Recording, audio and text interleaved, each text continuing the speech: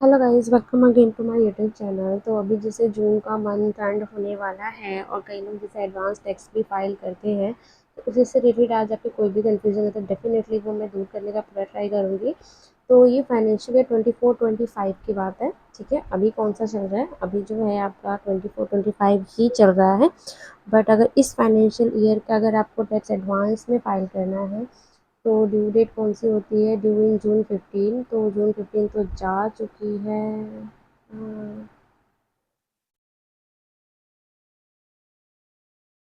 ठीक है, जून 15 तो जा चुकी है, बट क्या इंपॉर्टेंट डेट कुछ और भी होती है, जैसे second installment, third installment, fourth installment भी होती है।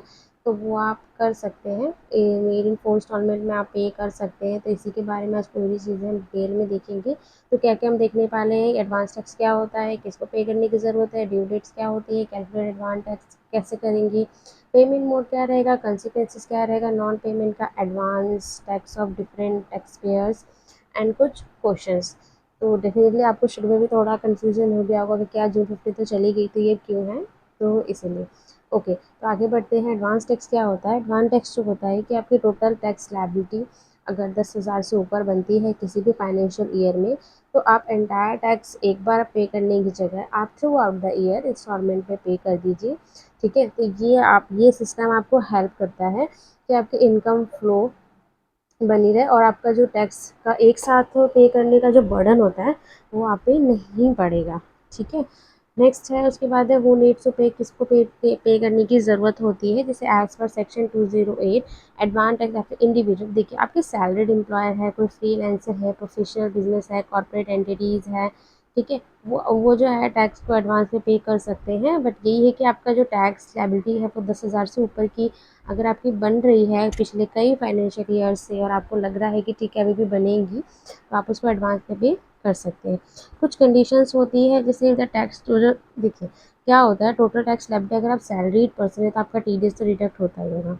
ठीक है, तो अगर 10,000 से ऊपर बन रहा है तो आप पे कर सकते हैं, नहीं तो टीडीएस तो आपका डिडक्ट हो ही रहा है, तो वो एक तरह से वो भी एक इनकम टैक्स ही आपकी सैलरी से कट रहा है। And the end of the year आपके पास जो है बर्डन नहीं रहेगा क्योंकि वो ऑलरेडी डिडक्ट हो चुका है।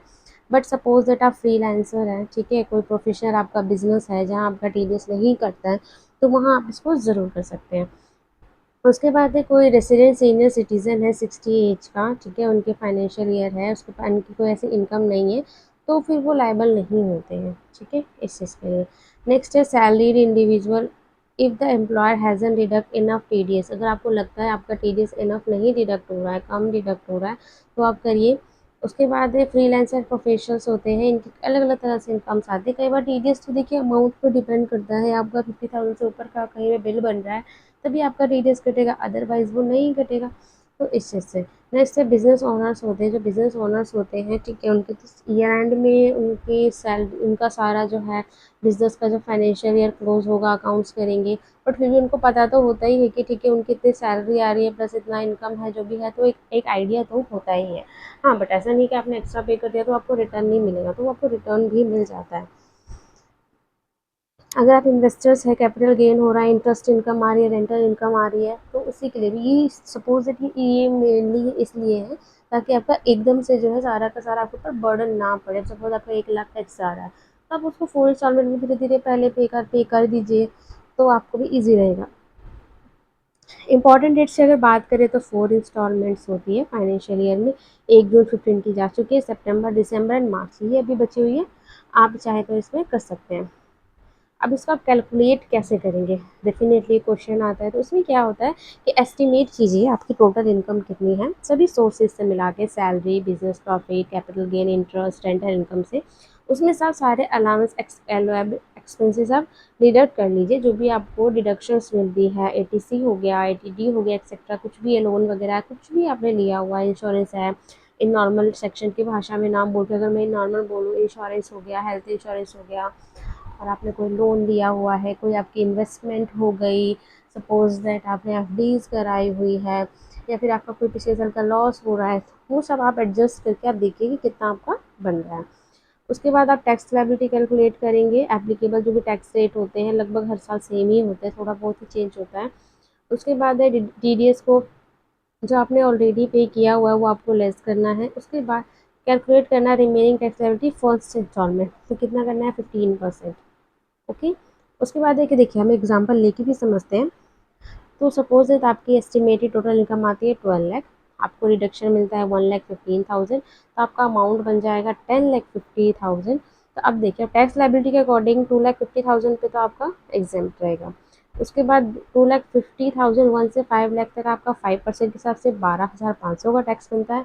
उसके बाद आपका 1 लाख बनेगा 10 लाख तक का। उसके बाद आपका जो अमाउंट 10 लाख के ऊपर का जो भी अमाउंट होता है वो 30,000 30% होता है, तो 15,000। तो आपका जो टोटल टैक्स बनेगा 1,27,500 बनेगा। ठीक है, सपोजिट मान लेते हैं आपका जो TDS है वो 30,000 आपका कट जाएगा। ओके, तो रिमेनिंग आपका टैक्स कितना बनता है 97,500 बनेगा, क्योंकि TDS आपका डिडक्ट हो जाएगा, वो ऑलरेडी गवर्नमेंट के पास जमा हो गया, तो आप उसको क्यों डिपॉजिट करेंगे। तो आप क्या कर सकते हैं, इसका 15% आप एडवांस टैक्स पे कर सकते हैं, जो भी आपका टैक्स का अमाउंट आएगा उसका। अब पेमेंट मेथड्स आप देखिए तो देखिए ऑनलाइन ऑफलाइन दोनों होते हैं। ठीक है, तो हम अगर पहले हम ऑनलाइन देखते हैं तो आप बैंक ब्रांच में जाइए, चालान जनरेट कर लीजिए, आप बैंक ब्रांच में जाइए, वहाँ पे आप चेक, कैश, RTGS, NEFT जो भी आपको ठीक लगता है आप उससे पे कर सकते हैं। ठीक है, उसके लिए बट आपको बैंक जाना पड़ेगा, चालान निकालना पड़ेगा, प्रिंट लेंगे, बैंक जाएंगे। इससे बेटर आप ऑनलाइन पेमेंट कीजिए। इनकम टैक्स की साइट पे जाइए, अपनी ID को लॉगिन कीजिए, उसमें आप हाँ आपको फाइनेंशियल ईयर केयरफुली सिलेक्ट करना है। देखिए अगर आप 24-25 फाइनेंशियल ईयर लेते हैं तो उसका असेसमेंट ईयर हमेशा एक साल आगे होता है। ठीक है, तो अगर आप 24-25 जो कि अभी चल रहा है, इसके लिए जब आप एडवांस टैक्स पे करने जाएंगे तो आपका फाइनेंशियल ईयर तो 24-25 होगा, बट आपका असेसमेंट ईयर 25-26 होगा, जो एक साल आगे होता है। असेसमेंट मतलब जिस साल में बैठकर आप अपने एक साल की इनकम को चेक करते हैं, तो डेफिनेटली साल जाने के बाद ही करेंगे, इसलिए असेसमेंट ईयर एक साल ज़्यादा होता है। आप डिटेल्स फिल कीजिए, आपको जिस भी करना है, नेट बैंकिंग से करना है, वॉलेट से करना है, RTGS करना है, बैंक काउंटर से जाके करना है, तो वही जब आप बैंक काउंटर सेलेक्ट करेंगे तो आपका चालान जनरेट होगा, बैंक से जाके पे कीजिए। अदरवाइज आप क्रेडिट कार्ड, डेबिट कार्ड से आप पे कर सकते हैं, उसके लिए आपको कहीं जाने की ज़रूरत नहीं है। तो जो भी मोड आपको अच्छा लगता है आप उससे कीजिए। उसके बाद एक अगर सपोज आप नॉन पेमेंट आप पेमेंट नहीं करते हैं, देखिए नॉन पेमेंट और under payment of advance tax क्या होता है, आपका इंटरेस्ट कैलकुलेट करेगा। ठीक है, 2234B और 2334C के अंदर में वो इंटरेस्ट लेगा, interest of default in payment of advance tax. ठीक है, ये चीज़ होगी। उसके बाद है interest of deferment of advance tax. तो इस चीज़ का आपको ध्यान रखना है, अगर आप नहीं पे करते हैं, भूल जाते हैं, तो आपको जो है इंटरेस्ट लगेगा। वो कैसे होता है, 1% पर मंथ लगता है। ठीक है, जिस भी महीने में आप नहीं करेंगे। उसके बाद है advance tax of different tax payers. अब देखिए सैलरीड पर्सन है तो इनको एडवांस टैक्स की ज़रूरत नहीं होती है, क्यों, क्योंकि इनका TDS ऑलरेडी डिडक्ट हो रहा है। अगर आपका TDS डिडक्ट हो रहा है, क्योंकि देखिए पूरा एडवांस टैक्स भी हमारा 94,000 रहता है, उसका हमें 15% ही भरना है, तो 15% 50% तो 4 बार भरेंगे तो वो कितना हो जाएगा, 60% होगा। फ्रीलांसर एंड प्रोफेशनल्स हैं तो इनको भी एस्टिमेटेड इनकम पे एडवांस एंड प्रोजेक्ट इनकम, इनको क्या करना है, क्वार्टरली बेसिस पे इनको जो है ट्रैक करनी होगी अपनी इनकम, उसके बाद फिर ये अवॉइड कर सकते हैं। तो आपको यही सोचना, अगर आपके साल के 10,000 का टैक्स बन जा रहा है तो आप उसको एडवांस पेमेंट आप ज़रूर कीजिए, अदरवाइज़ आपका इंटरेस्ट लगेगा। बिजनेस ऑनर्स है तो आपको क्वार्टरली बेसिस पे चेक करना होगा, आप फाइल कीजिए। इन्वेस्टर्स हैं तो वहाँ भी आपको चेक कीजिए, मार्केट का फ्लक्चुएशन आप एडजस्ट कीजिए, या तो आप किसी प्रोफेशनल को हायर कीजिए तो आपका हो जाएगा। अब फिर भी कई सारे क्वेश्चंस आपके अंदर रह गए होंगे। देखिए इन शॉर्ट अगर मैं कहूँ तो एडवांस टैक्स पेमेंट की क्यों ज़रूरत होती है, अगर आपका फाइनेंशियल ईयर में 10,000 से ऊपर का टैक्स बन रहा है तो आप एडवांस टैक्स भरना चालू कर दीजिए।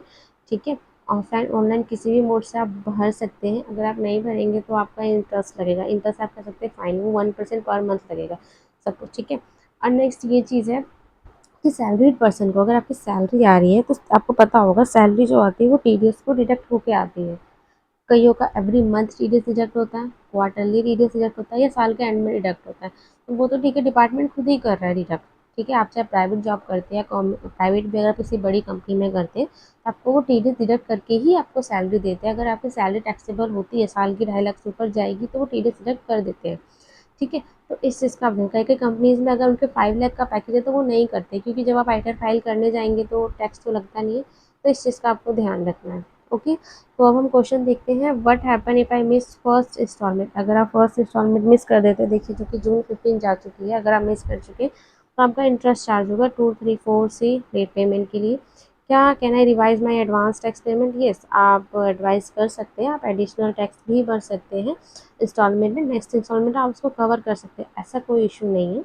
उसके बाद है how can I check my advance tax payment is successful? आप 26 AS में जाइए, वहाँ पे आपको रिसिप्ट जनरेटेड होगी, ठीक है। अदरवाइज आप 26 AS में चेक कर सकते हैं, या फिर जब भी आप कोई पेमेंट करेंगे तो डेफिनेटली आपको रिसिप्ट जनरेट होगी, आपके अकाउंट से डिडक्शन होगा तो वहाँ आपको दिख जाएगा। क्या सीनियर सिटीजन को ज़रूरत होती है? देखिए, सीनियर सिटीजन का कोई बिजनेस इनकम नहीं है तो उनको वहाँ एग्जाम्प्ट होती है। सपोज उनकी पेंशन आ रही है तो पेंशन तो ऑलरेडी एग्जाम्प्टेड ही होती है। Can I claim a refund if I over पे एडवांस टैक्स? बिल्कुल, आप क्लेम कर सकते हैं। सपोज दैट आपने जैसा सोचा था वैसे आपकी साल के एंड में इनकम नहीं हुई और आपका एडवांस टैक्स ज़्यादा चला गया, तो डेफिनेटली आप उसको रिटर्न भी ले सकते हैं। अब देखिए, अब एक कोट कि paying advance tax timely helps avoid penalties and ensure smooth financial management for financial year 24-25। Make sure पे फर्स्ट इंस्टॉलमेंट बाय June 15। अब देखिए, June 15 तो जा चुका है, ठीक है, ये वीडियो थोड़ी लेट होगी, बट हाँ, आपकी जो नेक्स्ट इंस्टॉलमेंट है उसका ज़रूर ध्यान रखिए। नेक्स्ट इंस्टॉलमेंट आपकी कब है वो भी देखते हैं हम। ओके, तो नेक्स्ट इंस्टॉलमेंट आपकी कब है? ये आपकी है September 15 को, जिसमें आप 45% टोटल एक्सलेबिलिटी का भर सकते हैं। अब देखिए, यहाँ भी एक चीज़ और है कि फर्स्ट इंस्टॉलमेंट जब आप पे करते हो तो आप 15% ही पे करेंगे, अगर आप सेकेंड इंस्टॉलमेंट करते हो तो 45% कर सकते हैं। तो आप सेकेंड इंस्टॉलमेंट में कर लीजिए, थर्ड इंस्टॉलमेंट में करते तो 75% दे सकते हैं टोटल टैक्स का, और फोर्थ इंस्टॉलमेंट जब आप पे करेंगे तो पूरा का पूरा पे कर सकते हैं। तो इस चीज़ को आप ध्यान में रखते हुए आ भी जाइए। अपना एडवांस टैक्स, ठीक है, अब जून की डेट तो जा चुका है, सितंबर में करेगा। So thanks for watching my video. इसी तरह से कंटेंट को देखने के लिए जो भी आपने कोई भी क्वेरीज है नीचे कमेंट बॉक्स में ज़रूर लिखें। मिलते हैं नेक्स्ट वीडियो में। Bye bye.